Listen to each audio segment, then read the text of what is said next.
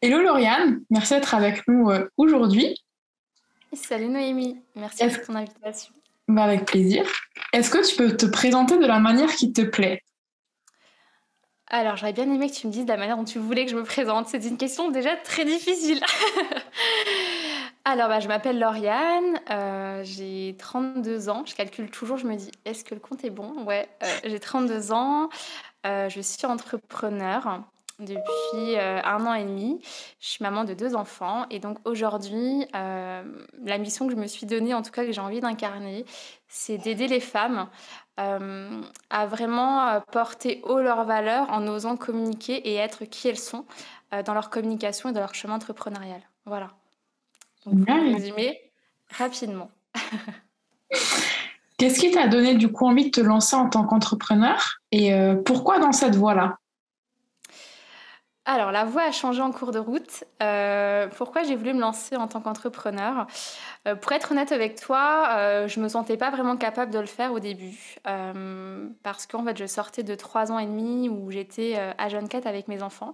Avant ça, j'étais quelqu'un d'assez carriériste, même si j'aime pas ce mot, je le trouve pas beau.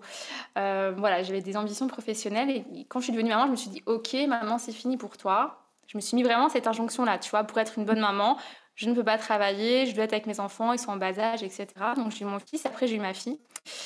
Et j'ai fait un choix en fait d'accoucher chez moi, à la maison, avec ma sage-femme. Et elle m'a dit, Lauriane, tu verras, toutes les femmes que j'accompagne, qui décident d'enfanter chez elles, et ben après elles se rendent compte de tout leur pouvoir. Et je me suis dit, ouais, ok, ça a l'air chouette pour les autres, tu vois, mais moi, non, non, non. Et donc pendant 8 9 mois comme ça, je m'étais dit, ah, j'en ai un petit peu marre d'être à la maison. J'aimerais bien aussi, tu vois, reprendre ma vie professionnelle. Et puis d'un côté, je me disais, mais non, en fait, pour être une bonne maman, je ne peux pas.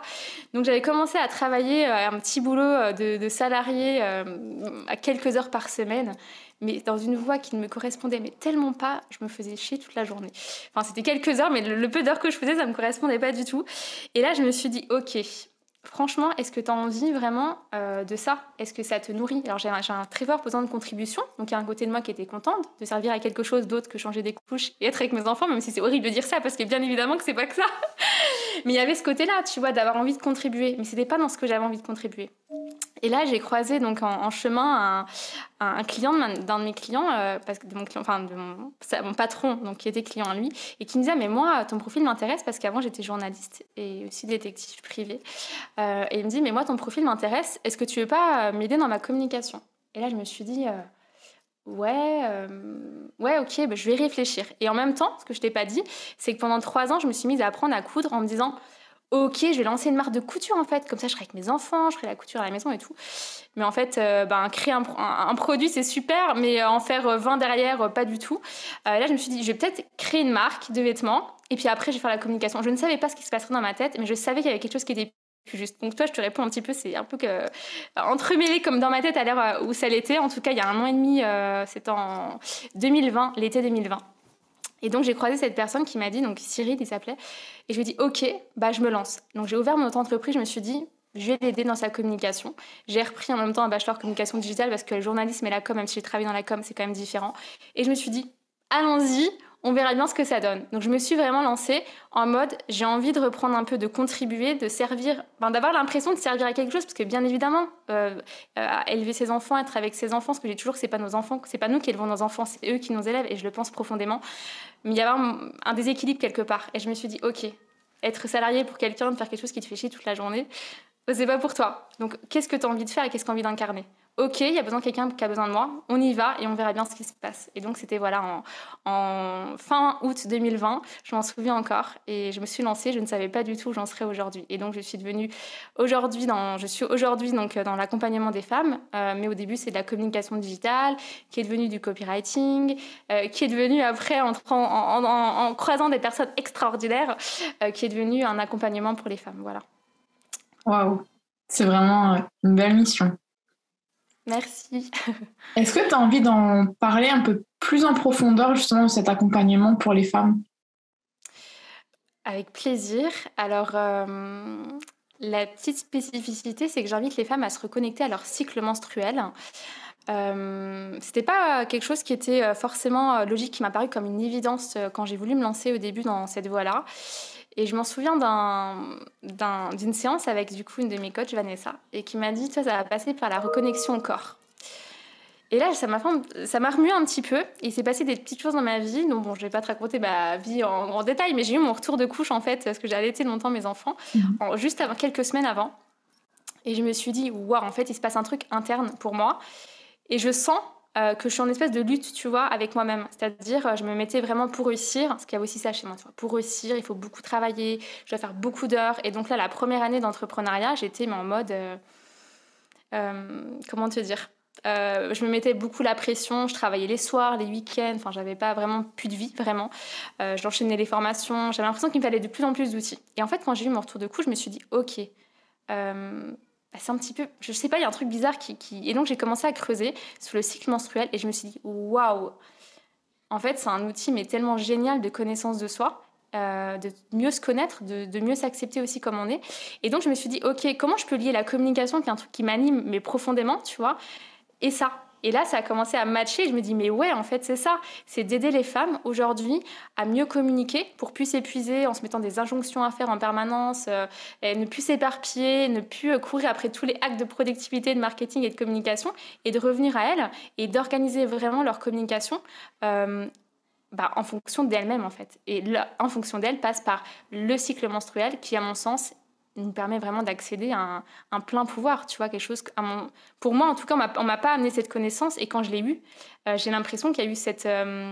c'est comme si vraiment, c'est horrible, c'est bizarre de dire ça comme ça, mais mon cycle me portait, tu vois. Je me disais, waouh, en fait, il y a des moments où j'ai une telle confiance en moi, il y a des moments où pas du tout. En fait, c'est pas moi qui ai un problème, c'est juste que c'est hormonal et c'est ok. Et là, je me dis, en fait, de savoir ça et d'expérimenter ça, c'est tellement puissant que j'ai envie de le transmettre. Et donc, je me suis donc formée aussi, expérimentée, etc. Et voilà, aujourd'hui, donc mon accompagnement, c'est vraiment d'aider les femmes à se reconnecter à elles, de mettre en place les stratégies qui leur correspondent et pas juste les stratégies qu'elles ont lues ou qu'elles ont appris et qui finalement leur correspondent pas du tout et qui les épuisent parce que comme tu le sais, en entrepreneuriat, la communication, c'est pas un sprint où en 3 semaines c'est réglé, tu vois, c'est vraiment du long terme. C'est comment je tiens sur le long terme en me respectant et comment je me déploie après pour aussi expérimenter cette créativité qu'on a et qu'on a aussi un petit peu oublié en disant non mais la créativité c'est pour les artistes, tu vois. Moi je me disais ça, non mais moi je suis pas créative, mais en fait si, tu vois, c'est juste qu'on n'a pas, on a un peu déconnecté de tous ces pouvoirs là qui sont internes et que notre cycle nous permet d'expérimenter de façon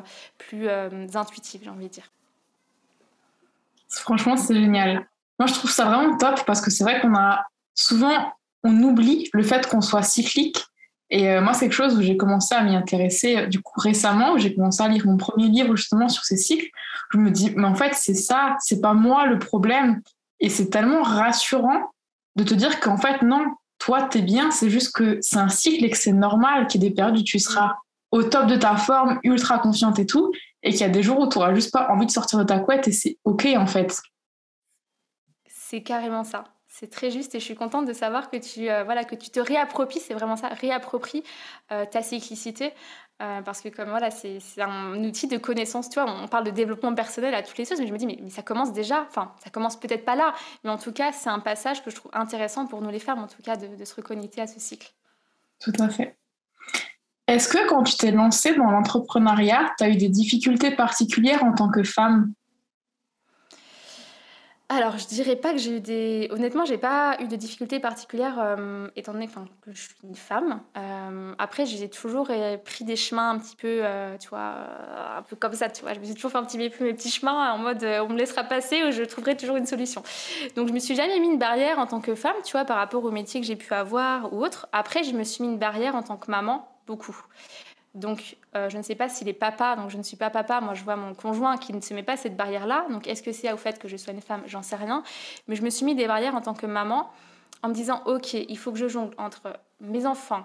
Parce qu'en plus, mon conjoint donc, est en déplacement, il a 2 jours dans la semaine. Donc, je me suis dit, je dois gérer donc, le travail, mes missions pour mes clients, mes enfants, la maison. Et en fait, moi, dans tout ça, je m'oubliais complètement. Donc, en fait, ça a été difficile pour moi de trouver cet équilibre entre mon rôle de maman, de par l'impression de laisser tomber mes enfants, mes ambitions professionnelles, moi, c'était vraiment difficile de trouver cet équilibre-là, mais c'était vraiment interne, tu vois, j'ai pas l'impression qu'on m'a mis des barrières, en tout cas, je les ai pas vues, peut-être qu'on m'en a mises, mais je les ai pas vues. J'ai pas vu ces barrières externes, mais elles étaient vraiment internes, ces barrières-là, ouais. Est-ce que justement tu aurais des conseils peut-être pour ces mamans qui aimeraient se lancer à leur compte et qui savent pas comment gérer justement le package d'être maman et surtout de s'oublier en fait?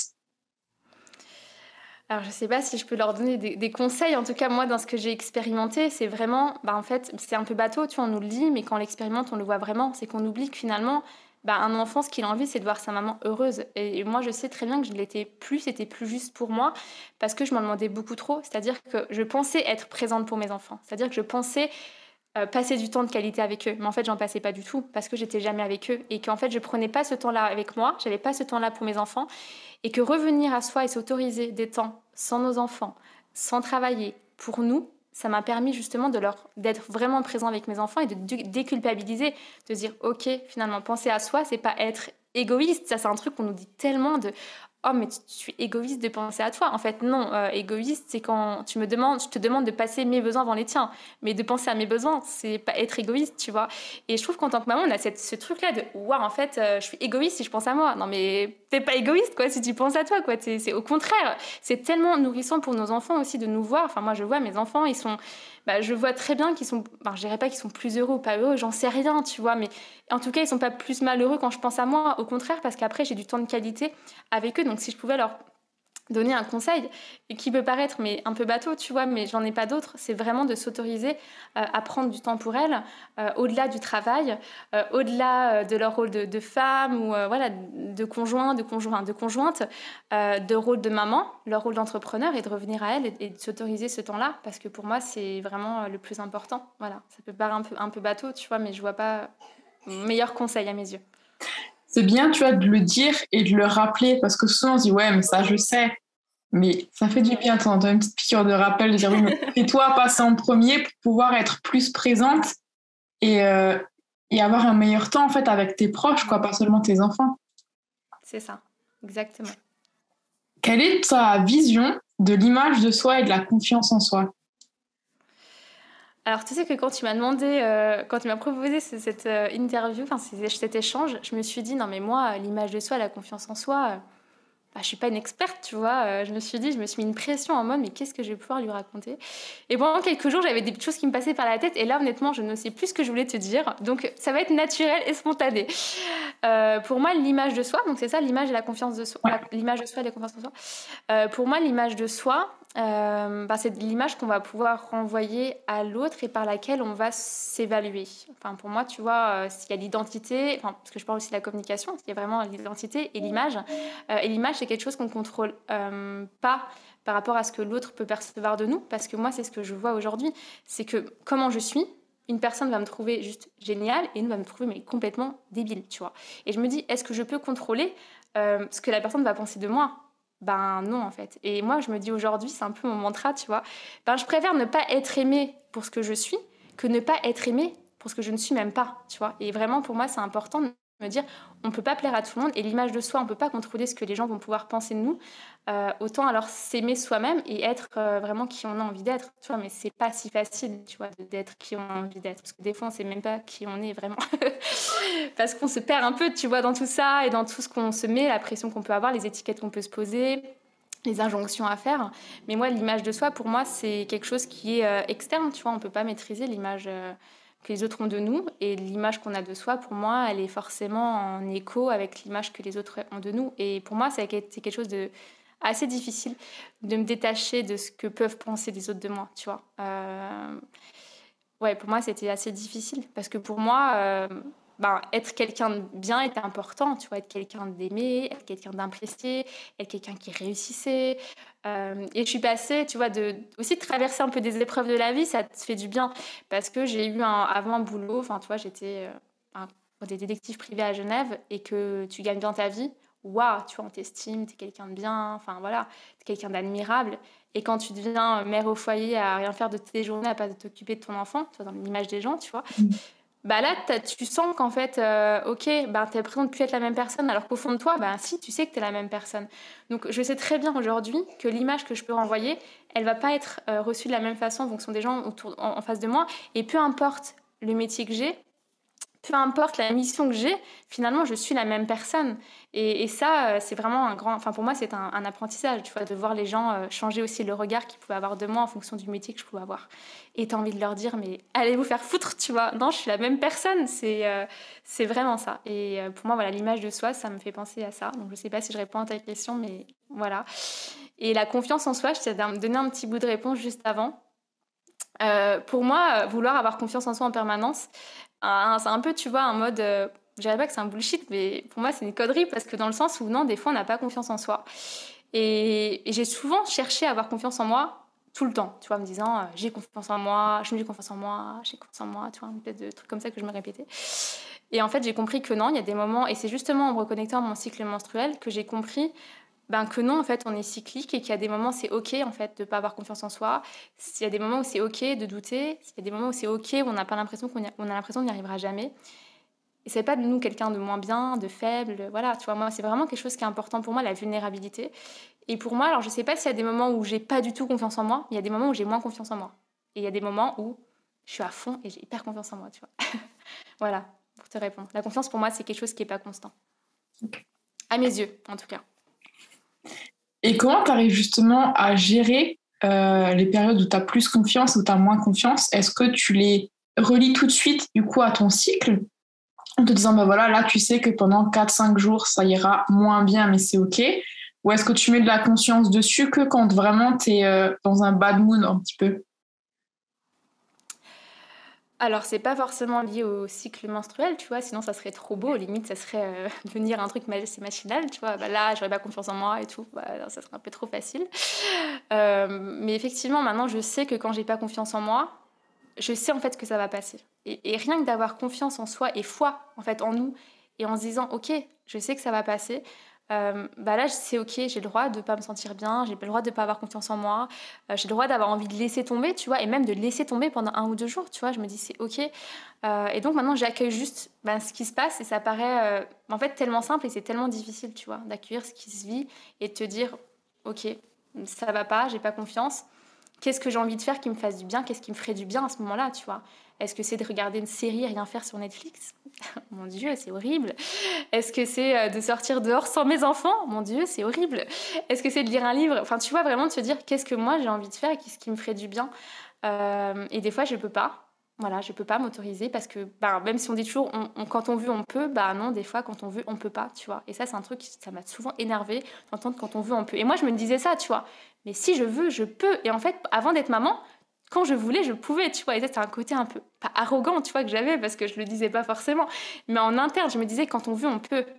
Et en fait, quand tu deviens maman, après, moi, c'est mon histoire, tu vois, mais c'est pas forcément celle de tout le monde. Et je me suis dit, ah ouais, en fait, non, quand on veut, des fois, on peut pas. Et tu vois, des fois, tu te rends compte que tu as des limites. Bref, voilà, du coup, la confiance en soi, c'est aussi accepter, accueillir qu'on a des limites, que des fois, on n'a pas confiance, que des fois, voilà, qu'est-ce qui me ferait du bien dans ces moments-là? Est-ce que je peux y parvenir? Et quel est mon moyen, tu vois, préféré? Des fois, on a envie, tu vois, quelque chose de... Un idéal, tu vois, c'est comme un arbre avec une belle pomme rouge, tu veux la belle pomme rouge, tu vois, et des fois, non, tu peux pas, la bonne pomme rouge, tu n'arrives pas à la chercher. Ok, en fait, c'est quoi mon besoin? Ça, de te reconnecter à ton besoin. Ok, je vais prendre une autre pomme, tu vois, elle est un peu moins belle, mais ça sera ok, ça me fera quand même du bien parce que mon besoin, c'est celui-ci. Voilà. C'est beau comme comparaison. Ouais, c'est vrai que c'est joli. Pour en revenir du coup à l'image de soi, tu disais que à l'époque, quand tu étais détective et que tu gagnais bien ta vie, les gens avaient une autre perception de toi que celle qu'ils peuvent éventuellement avoir à l'heure actuelle. Est-ce que justement tu aurais des conseils peut-être pour les personnes qui ont changé de carrière ou qui ont eu des changements dans leur vie et où du coup leur image d'eux-mêmes n'est plus la même? Est-ce que j'aurais... C'est toujours, tu vois, c'est toujours difficile pour moi de donner des conseils. C'est quelque chose qui est difficile de donner des conseils. Parce que moi, c'est Après, mon histoire. Mais pas forcément des conseils, tu vois, mais ça peut être des choses qui toi t'ont aidé ou des choses que toi tu as apprises en fait à ce moment-là.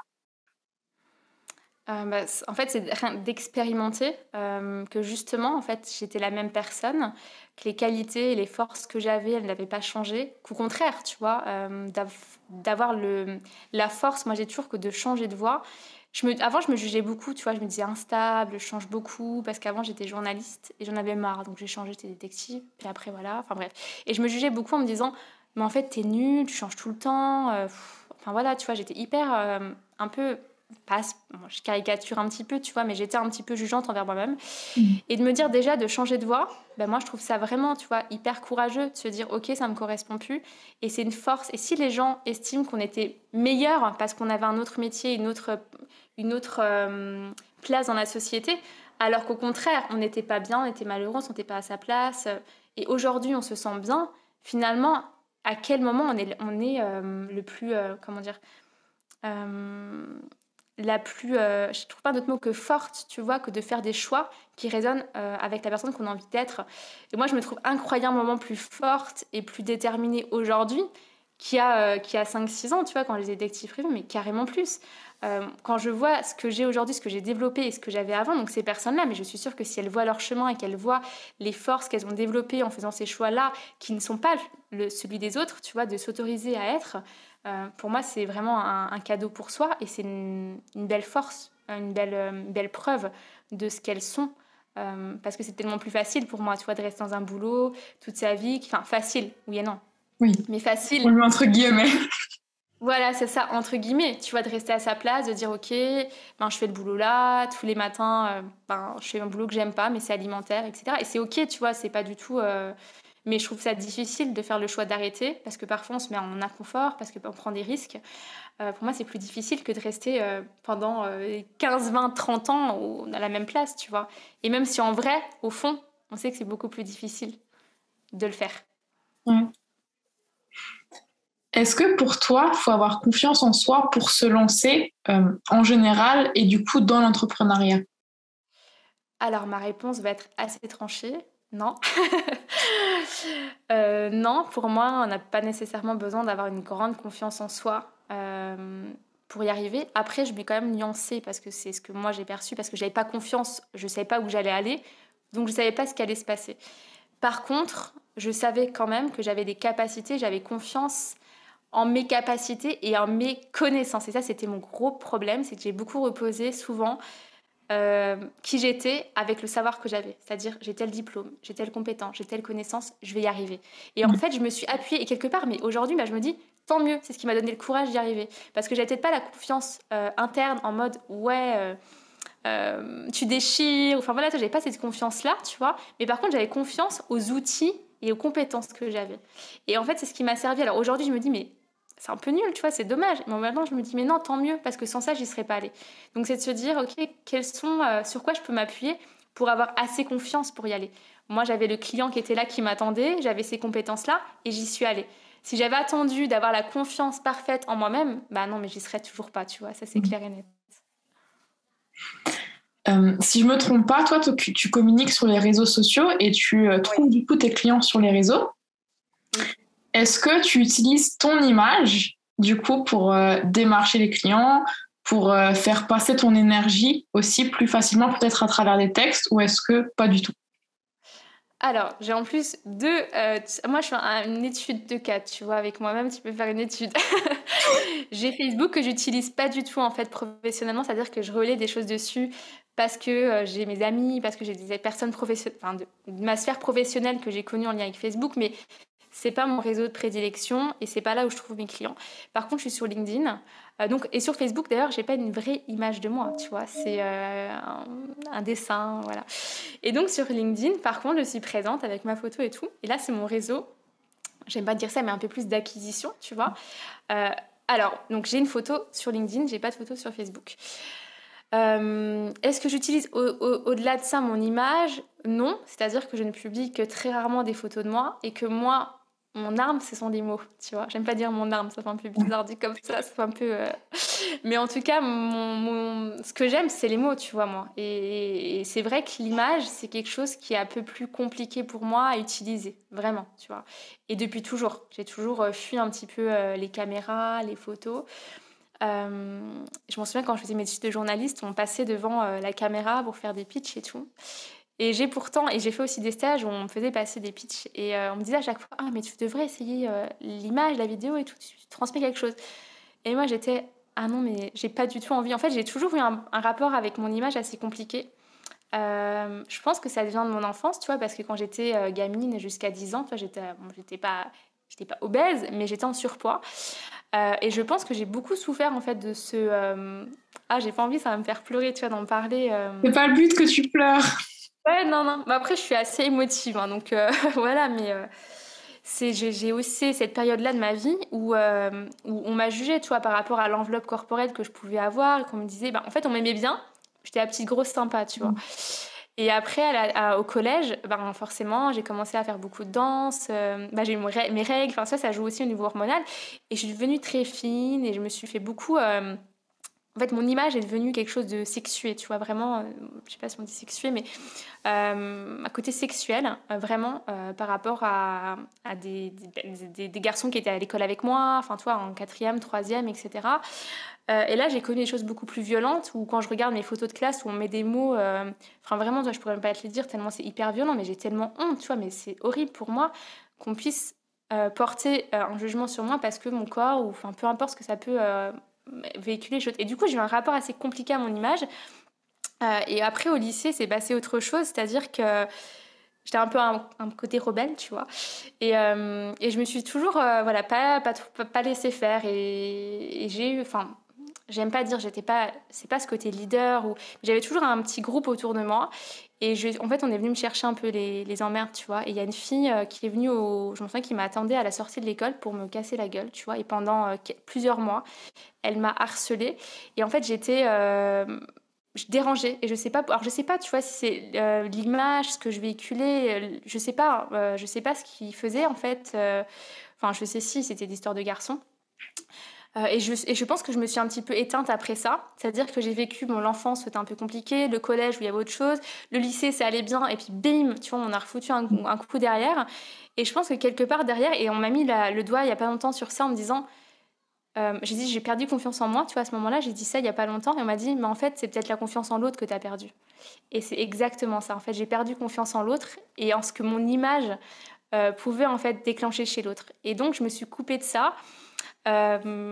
Aussi bien de me montrer en photo, tu vois, alors que moi j'avais aucun problème. À l'adolescence, j'avais plus de problème avec mon image, tu vois, j'étais fière de qui j'étais, etc. En fait, on m'a tellement détruite pendant des mois, à me harceler à la sortie du collège, enfin, vraiment, tu vois, à me menacer. Je n'ai même pas parlé à mes parents, tu vois, mes parents, j'en parlais à mon petit frère pour tout te dire. Mais je n'osais même pas en parler à mes parents. Et vraiment, j'ai vécu quelque chose. Alors, je sais plus c'était quoi ta question de départ. Excuse-moi, je suis un peu partie en tous les sens. Est-ce que le rapport à moi, l'image, la photo, c'est ça La question de base, c'était est-ce que tu utilises ton image sur les réseaux? Mon Dieu, t'as vu comment je, je digresse. Voilà, donc effectivement, c'est pour revenir un petit peu à l'origine. Donc aujourd'hui, non, je l'utilise pas beaucoup parce que je pense qu'il y a encore des restes de tout ça, tu vois, aujourd'hui. Ouais. Ok. Et du coup, tu disais que toi, ton arme, c'était les mots. Et du coup, quand tu lis des posts d'autres personnes, coach ou pas, mais quand même dans le monde entrepreneurial, est-ce que pour toi, l'important, c'est juste les mots ou est-ce que les personnes qui communiquent aussi avec leur image, donc que ce soit des photos pour illustrer leurs propos ou des vidéos, est-ce que tu es sensible, toi, de la même manière aux deux ou pas? Je suis beaucoup moins sensible à l'image qu'aux mots. Et en fait, quand il y a une image, souvent, c'est mon avis, hein. Je la trouve assez superficielle et lisse. Et c'est pas ce que ces personnes sont, tu vois. C'est ce que moi, ça renvoie chez moi, ce côté un peu parfait, un peu de l'image, voilà. Et tu vois, par exemple, moi, si j'ai choisi LinkedIn, c'est pas pour rien, parce que l'image n'a pas... Il y a moins de place. Tu vois, par exemple, sur Instagram, l'image a plus de place. Donc, moi, j'ai choisi, je pense, aussi un canal. Quelque part, je sais pas pourquoi, mais j'ai choisi ce canal-là aussi. Ce canal-là, pardon. Parce que pour moi, l'image a moins de place. Donc, est-ce que pour moi, les mots sont plus importants, l'image compte aussi, mais souvent, je trouve qu'elle porte... ça casse en fait quelque chose. Quand je lis un post qui est hyper touchant, souvent l'image ne suit pas en fait. C'est comme s'il y avait un décalage, tu vois. Voilà. Donc je trouve que c'est difficile de faire matcher des mots parfois qui sont... Moi j'aime bien, tu vois, moi j'aime beaucoup la vulnérabilité chez l'autre. Je trouve ça tellement beau. Et je trouve que des fois l'image est tellement contrôlée que ça en perd, je sais pas, c'est comme si ça a cassé un petit peu quelque chose. Ok. Voilà, mais c'est que mon avis, bien évidemment. Non, mais là, je discute avec toi, donc c'est vraiment ton avis et ta manière de voir les choses, hein, donc c'est ok. J'ai oublié ma question suivante. Ah. Est-ce que tu aurais un message à ton toi d'il y a 10 ans? Est-ce que j'aurai un message à mon moi d'il y a 10 ans? Euh, C'est une question intéressante qui mérite réflexion. Euh, ok, moi, il y a 10 ans. Bah, comme je te disais, je me suis beaucoup jugée à l'époque en me pensant instable, en me pensant pas normale, en me pensant... vraiment, j'avais un regard assez critique sur moi, c'est-à-dire que je me sentais jamais assez bien. Cette pression de réussite enfin, qu'on m'a toujours dit, en fait. Toi, t'es faite pour réussir. Je m'en souviens encore de ces paroles qu'on m'a dit il y a 10 ans. Tu vois, toi, t'es faite pour réussir. Et je pense que je me suis mis vachement la pression sur ce que je pouvais dégager, ce que les autres pouvaient penser de moi par rapport à ce que je faisais. Donc je me dis quelque part, j'ai eu la chance de toujours suivre un petit peu cette pulsion interne qui me faisait dire ok, je vais y arriver, tu vois ce que j'ai dit tout à l'heure, vraiment d'être dans la lutte. Et en fait, parfois, j'avais pas envie et je m'autorisais pas à ne pas avoir envie. Tu vois, je me disais toujours ok, tu dois toujours faire, tu dois toujours te dépasser, tu dois toujours y aller. Et en fait, devenir maman, ça m'a beaucoup aidée. Ça m'a permis de tempérer un peu ce truc noir-blanc que j'avais en permanence, tu vois. De ceux qui arrivent, qui font, et ceux qui arrivent pas, qui font rien, tu vois, qui étaient hyper un peu jugeants. J'ai honte de dire ça, tu vois. Et donc, mon moi d'il y a 10 ans, c'est juste, je lui dirais, ok, en fait, ben non, t'es pas anormal, t'es pas instable, t'as pas besoin, en fait, de prouver aux autres en permanence, parce qu'en fait, tu vas voir que les autres, ils vont t'estimer que par rapport à ce que tu peux renvoyer, en fait, du poste que tu peux avoir. Et en fait, ça, c'est une grosse claque, en fait. Quand tu dis peu importe, en fait, ce que tu fais va déterminer qui tu es. Et moi, en fait, ça, c'est un truc que aujourd'hui, je ne veux pas, je ne veux plus incarner.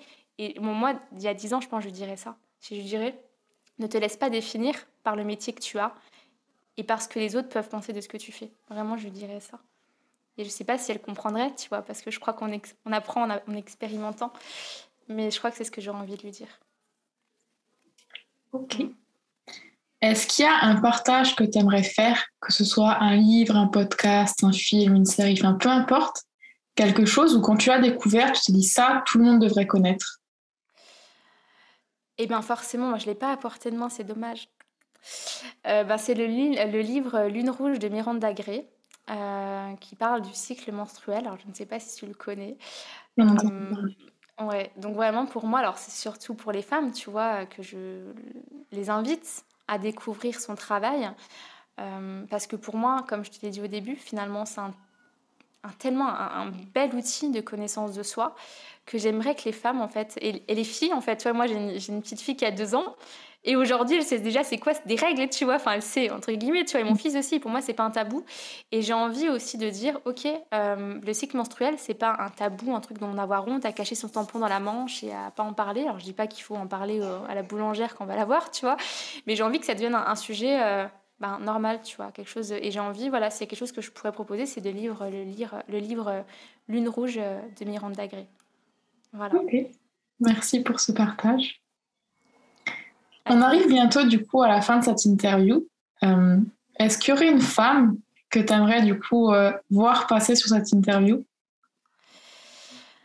Alors, oui, alors une très bonne amie à moi qui s'appelle Claire, qui accompagne des femmes aujourd'hui aussi et qui est aussi naturopathe de formation.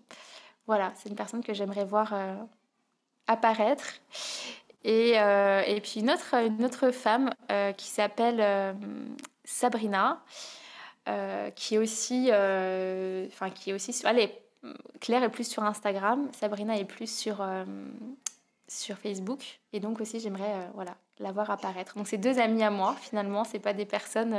En fait moi c'est un truc aussi, j'ai jamais eu, tu vois, ce côté fan, tu vois, de quelqu'un, tu vois, en mode ah, enfin, moi quand j'étais gamine, j'ai jamais eu, enfin c'est horrible, tu vois, mais j'ai jamais eu de poster affiché dans ma chambre partout, ou alors ça changeait tout le temps, tu vois. Moi j'ai jamais admiré quelqu'un, une personne en particulier. Par contre, j'aime beaucoup les personnes qui m'entourent, et donc Claire et Sabrina sont deux personnes que j'apprécie beaucoup, et je suis sûre que leur regard et ce qu'elles sont apporteront aussi beaucoup aux femmes. Voilà. Qui Parfait. t'écoutent, qui te lisent, qui Je te prends suivent note. sur les réseaux. On arrive à la fin. Est-ce que tu aurais un dernier message du coup à faire passer aux personnes qui auront regardé jusqu'à la fin? Eh bien, bravo déjà d'être arrivé jusqu'à la fin. Merci de nous avoir écoutés jusqu'à la fin. Et ce que je voudrais leur dire, c'est qu'elles ne laissent jamais personne. Alors, c'est des femmes qui nous suivent, je crois, qui nous écoutent, ou pas forcément. Je me pose Pas la question. forcément. Pas forcément. de laisser personne en fait définir qui elles sont et où est-ce qu'elles peuvent aller. Parce que moi, en fait, je suis persuadée qu'il y a aucune limite sauf celle qu'on se met, tu vois. Alors bien évidemment, on a des limites dont on parlait tout à l'heure, hein, mais d'aller décrocher les rêves qu'elles ont envie d'atteindre, tu vois, ça paraît mais tellement un peu, tu vois, c'est un peu galvaudé de dire ça, tu vois, d'aller décrocher ses rêves, etc. Mais vraiment de croire en elles et d'y aller, vraiment. Parce que moi, je me suis longtemps pas autorisée vraiment à certains. Oui, quand tu regardes mon CV, tu te dis, ah, elle s'est toujours autorisée, mais en fait, non, j'ai jamais vraiment osé toujours vouloir faire ce que je voulais parce que j'étais en réponse par rapport à l'image que je pouvais renvoyer et de leur dire, voilà, osez faire ce que vous avez osez être qui vous avez envie d'être, tu vois. Mais c'est pas si facile. C'est pour ça qu'il y a des personnes comme toi qui sont là aussi pour les accompagner. Je pense qu'on Donc, fait ce qu'on peut chacune à notre échelle, en fait. oui, exactement.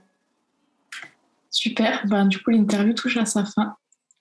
Merci beaucoup, du coup, de m'avoir accordé ton temps.